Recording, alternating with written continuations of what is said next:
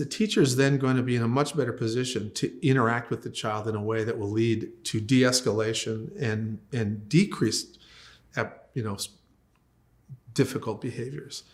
The challenge for an educator, of course, is that you're in the classroom, and how are you going to address, equity in the community? It's a tough. You really can't. I mean, you in that moment, as you teach, are not going to be able to change poverty in your neighborhood or change income inequality or other things that contribute to the broader conditions that dysregulate the families and the kids that you work with. But what you can do in a classroom is create a community of respect, a community of regulation.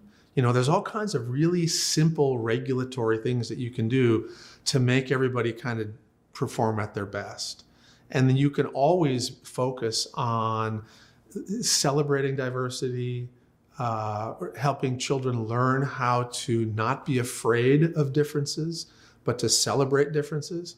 And so you can work on these problems where you are without feeling the burden of solving, the global problems, which I think for many educators becomes sort of paralyzing.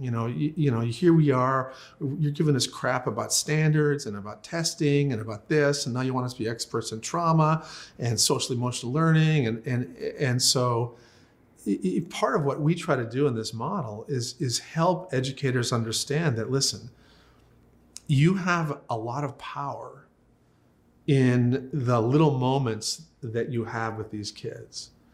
And that power can have transforming impact for many of these kids. You can help them feel rewarded. You can help them feel regulated. You can help them feel respected. You can help them essentially physiologically become healthier. And it doesn't take, it's really not what you know. It's how you are. It's the way you interact with them. If you listen, if you calm yourself down and let all that stuff go and let these moments with these kids be true moments where you're right there with them. They only have to be seconds long. They'll feel it, you'll both feel rewarded and regulated, and then you can get back to whatever else you're doing. One of the things that a lot of people, when they hear this, are kind of wondering about it and almost afraid of is like, well, how do I connect with 40 kids in a classroom? And I just want to reassure people that the timeline for connecting with a person is literally milliseconds. That if you as the teacher feel regulated and confident, you can, with the tiniest little glance, make a child feel like you're paying attention to them. Because the reality is, you are. If you as the teacher are regulated and you're really in that moment listening to a student as they talk, they'll feel that. You don't need to be relationally in a personal relationship with every single kid, but you need to be relationally present and relationally respectful. And that only takes a moment. Now, the other thing that's really a powerful tool for educators is that children see how a teacher treats another student.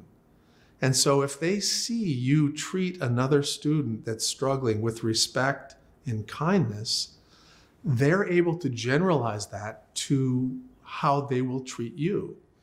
And so the challenge of being connected with kids in your classroom is not as great as somebody might otherwise think. It really, these little moments are powerful.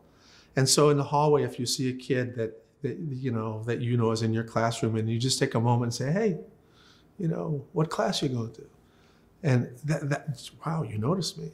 And if you say their name, little things like that literally can create a relational connection. And furthermore, those interactions are regulating. So it makes the child feel connected and safer. And which means that even though you don't realize it, you doing that for that 10 seconds in the hallway makes this student better capable of learning in the next classroom, because his cortex will be more available for business.